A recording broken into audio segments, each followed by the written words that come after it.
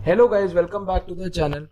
और आज हम अपने एक नई वीडियो के साथ आए हैं जिसमें हम यूएस और चाइना के बीच में जो अभी पॉलिटिकल टेंशन्स चल रहे हैं उसके बारे में हम डिस्कस करने वाले हैं। So let's get started. जैसा कि आप सबने कल देख ही लिया होगा कि नैन्सी पेलोसी जो कि यूएस की हाउस स्पीकर हैं वो अराइव कर चुकी हैं ताइवान में।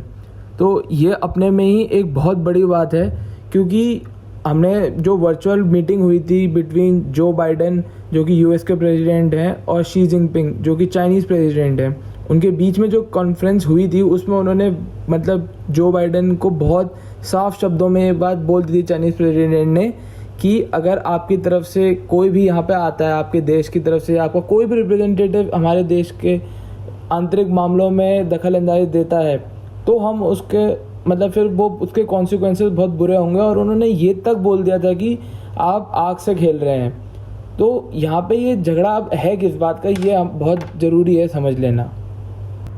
अब वर्चुअल कॉन्फ्रेंस में बात क्या हुई थी?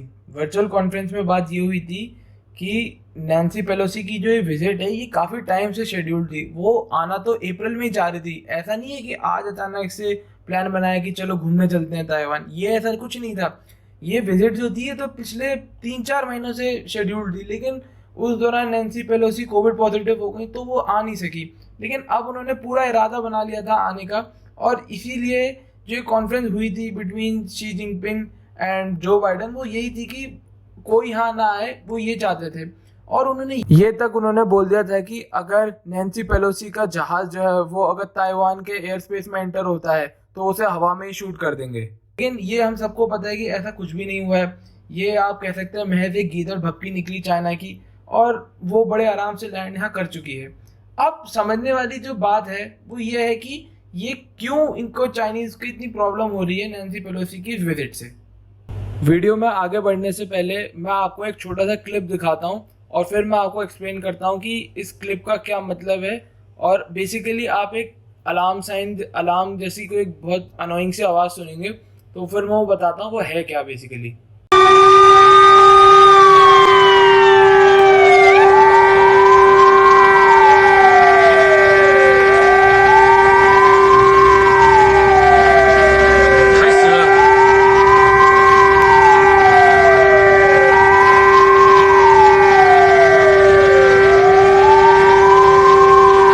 अब आपको मैंने ये अलार्म जैसे सिग्नल की भी आवाज़ सुना दी। अब ये है क्या? ये है वॉर सिग्नल जो कि चाइना में बजने शुरू हो चुके हैं, और वो इसलिए बजाने इन्होंने शुरू कर दिए। ये इनकी बेसिकली जो इनके चाइनीज़ फाइटर जेट्स हैं उनके द्वारा बजाए गए वॉर सिग्नल्स हैं। और ये इसलिए बजा रहे हैं क्योंकि नैन्सी पेलोसी जो है वो लैंड कर चुकी हैं ताइवान के अंदर, और वो अब कुछ मतलब अंदर से अंदर ही अंदर वो बार बार ये बातें बोल रहे हैं कि हम कोई सैन्य कार्रवाई करेंगे या हम और भी अलग किस्म की कार्रवाई करेंगे। पर ये तो अब टाइम ही बताएगा कि वो क्या करेंगे। लेकिन उन्होंने एक तरीके से अपनी जो जनता है उसको यहाँ पे अलर्ट कर दिया है कि आप मुश्किल टाइम के लिए तैयार हो जाएं, क्योंकि अब कुछ भी हो सकता है। और अब सबकी नज़र जो है वो चाइना के बिल्कुल ऊपर है। अब हम बात कर लेते हैं कि क्यों प्रॉब्लम है चाइना को नैन्सी पेलोसी की विजिट से। तो मैं आपको एक बात बताता चलूँ, जो एक ट्रीटी है या आप कह सकते हैं एक पॉलिसी है बिटवीन चाइना एंड यूएस, उसमें ये बिल्कुल बोल दिया गया है, या वो 1970 की बनाई हुई एक पॉलिसी है। तो उसके अंदर जो है यूएस जो है रिकॉग्नाइज करता है ताइवान को as a part of China. लेकिन उसके इस समय के दौरान बहुत सारे अनऑफिशियल टाइज भी रह चुके हैं ताइवान के साथ अलग से यूएस के, और इसको वो एक स्ट्रैटेजी का नाम देता है और इसको वो बोलता है स्ट्रैटेजिक और लिबरेट एम्बिग्विटी। तो यहाँ पे अब जो चाइना को सबसे बड़ा डर ये है कि अगर ऐसे अनऑफिशियल टाइज इनके ताइवान के साथ अलग से हैं तो इसका मतलब ये इसको मतलब कहने को तो ये बोलते हैं कि हम आपकी पॉलिसी का बिल्कुल हम उसको बिल्कुल वॉयलेट नहीं करेंगे और हम बिल्कुल ताइवान को आपका हिस्सा मानते हैं, लेकिन पीछे पीछे इनके जो इरादे हैं वो अलग हैं।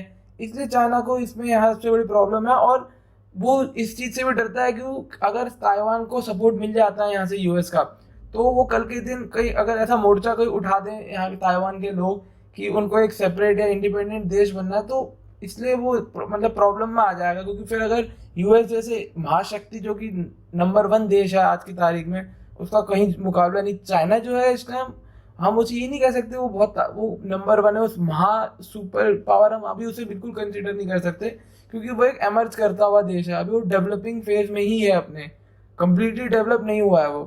हालांकि अगर आप देखें तो काफ़ी सारे पैरामीटर्स में डेवलप हो चुका है, लेकिन इतना भी अब उसका मुकाबला नहीं है कि अभी वो यूएस को बहुत बड़े स्केल पे चैलेंज कर सके। तो प्रॉब्लम यहाँ पे ये है, बेसिकली इंडिपेंडेंस के किसी मूवमेंट में यूएस इनका ताइवान का सपोर्ट ना कर दे, इसको सबसे बड़ा डर यहाँ पे है। और एक बात मैं आपको और बता दूं कि जो चाइनीज़ फॉरेन मिनिस्ट्री के जो स्पोक्स पर्सन है, उसने ये तक कह दिया था कि अगर पेलोसी यहाँ हमारे इसमें ताइवान के अंदर आती है तो China would take resolute and strong measures. तो ये सब आप लगा लीजिए एक धमकी आप कह सकते हैं इनको। और ये भी इन्होंने कोट की थी, severely undermine China's sovereignty and territorial integrity, gravely impact the foundation of China-US relations and send a serious wrong signal to Taiwan independence forces। मतलब हमको तो ये सब पता ही है कि चाइना से इंडिपेंडेंट होना चाहता है ताइवान, तो मतलब इनका ये मतलब है कि यहाँ पे ये अपना हेल्पिंग हैंड दे रहे हैं, जो कि ये बिल्कुल नहीं चाहते कि ऐसा हो। और थोड़ी सी आपको मैं हिस्ट्री की बात बता देता हूँ। ताइवान जो है एक आइलैंड नेशन है, about 160 kilometre off the coast of south eastern China. तो हुआ क्या था कि पहले ये एक चाइनीज जब राजा महाराजाओं का टाइम हुआ करता था, जब उनका शासन चलता था, तो यिंग डायनेस्टी नाम की एक डायनेस्टी थी जिसके अंडर इनका कंट्रोल था। लेकिन 1895 में जो है इसका कंट्रोल ताइवान का वो चला गया था जापानीज लोगों के पास। लेकिन जब जापान की हार हुई वर्ल्ड वॉर 2 में, तो इस आइलैंड का कंट्रोल जो है वापस चाइनीज हैंड्स में चला गया। लेकिन फिर हम सबको पता है कि चाइनीज जो है कैसे ट्रीट करते हैं, वहाँ पे फ्रीडम टू स्पीच या ऐसी तो कोई चीज़ है ही नहीं। तो कितना मुश्किल है यहाँ के लोगों के लिए गुजारा कर पाना। इसीलिए इनको डर है कि कहीं कोई आज़ादी का कोई मोर्चा ना खड़ा हो जाए और जो यहाँ के लोग हैं वो इनके खिलाफ आवाज़ें कसना शुरू करते हैं चाइनीज़ एडमिनिस्ट्रेशन के अगेंस्ट। और सपोर्ट जो है उनको लग रहा है कि यूएस की तरफ से आ रहा है। लेकिन मैं आपको अगर एक बात बता दूं, यहाँ पे कुछ इतना अभी तक जो मेरे को सिचुएशन मैंने जो एनालाइज की है वो इतनी कोई डेंजरस है नहीं। और जो ये सब बातें चाइना ने करी वो भी मैं अगर देखूँ तो इतने सीरियसली उनको लिया नहीं जा रहा। खैर जैसी उसने बातें कही थी, थोड़ा डरने की तो ज़रूरत थी, लेकिन चाइना ने भी मतलब इतना कोई खासी इसमें बात मुझे मतलब दम नहीं लगा उनकी बातों में। ये सिर्फ बात की बात ही रह गई है। और यूएस ने भी इसके लिए कई कड़े इंतज़ाम कर रखे। उन्होंने जो उनका समुद्र है साउथ ईस्ट जो सी है, इसमें साउथ चाइना सी है बेसिकली, उसमें इन्होंने अपने जो है हर तरफ से अपने जो पनडुब्बियाँ हो गई और अपने फाइटर शिप्स वगैरह, और ऊपर से एयरफोर्स के जो जहाज़ हैं वो हवाई जहाज़ सब जगह उनको घेर लिया गया है एक तरीके से।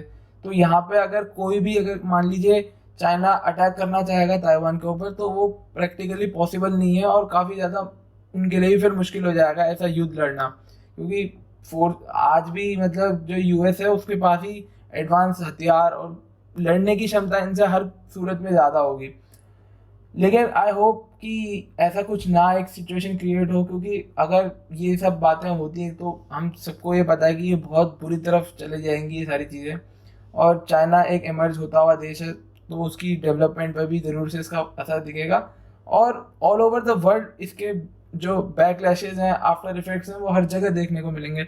हाल ही में यूक्रेन और रशिया का तो अभी तक भी युद्ध चल ही रहा है, उसका भी कोई सोल्यूशन नहीं आया। और अगर मैं कहूँ तो कोविड, यूक्रेन रशिया वॉर, और उसके बाद अभी तीसरा अगर ये इंसिडेंट हो जाता ना, तो ये वर्ल्ड वॉर 3 की तरफ बिल्कुल जाता हुआ मुझे दिख रहा है। लेकिन भगवान करे ऐसा ना हो और सब कुछ सही हो जाए, बातों से डायलॉग से ही सारी बातों का हल निकल आए। क्योंकि इनका फिर इम्पैक्ट जो है यहाँ पे एक बहुत ब्लॉक जो बनेगा अगर वॉर होती है, तो उसमें मेरे ख्याल से चाइना हो गया, एक रशिया हो गया, एक पाकिस्तान हो गया और एक टर्की हो गया, ये बिल्कुल एक ब्लॉक बनेगा। और इसमें इंडिया फिर पिस जाएगा। इंडिया को फिर मजबूरन, क्योंकि अब रशिया से तो वैसे अच्छे ताल्लुकात हैं, लेकिन जो बाकी 3 देश हैं इनसे इतने अच्छे ताल्लुकात नहीं है, तो इसकी वजह से इंडिया को अपोजिट ब्लॉक में आना पड़ेगा और यूएस को सपोर्ट करना पड़ेगा। तो इसके लिए और यूरोपियन कंट्रीज तो है वैसे ही जो है यूएस को सपोर्ट करती हैं, तो ब्लॉक फिर वॉर जो है बहुत डर्टी वॉर और बहुत ही मतलब इतना खून खराबा होगा कि हम सोच नहीं सकते। और कितने लोगों की जान तो जाएगी ही जाएगी, प्लस जो लोग बच जाएंगे उनके पास भी फिर कुछ रहेगा नहीं, लोगों के बिजनेस तबाह हो जाएंगे, इसके बहुत आफ्टर इफेक्ट्स होंगे। तो आई होप ये सारी बातें जो है डायलॉग के माध्यम से सुलझ जाएं और वॉर जैसी कोई सिचुएशन बिल्कुल भी क्रिएट ना हो। सो गाइज, आपको आई होप बहुत अच्छे से जियोपॉलिटिकल सिचुएशन जो कि अभी अराइज हो रही है इसके बारे में आपको बहुत अच्छे से समझ में आ गया होगा। एंड आई होप अब आप थोड़ा अपने दिमाग से इंटरप्रेट कर पाएंगे और होने वाले टाइम में, अब तो ये आने वाले टाइम ही बताएगा कि अब ये जो भी सिचुएशन है ये किधर किस तरफ को जाएगी। बाकी वीडियो अच्छी लगी हो तो लाइक करना, चैनल पर नए हो सब्सक्राइब करना। टिल देन नई किसी वीडियो के साथ हम बात करेंगे। Thank you so much for watching. Good bye.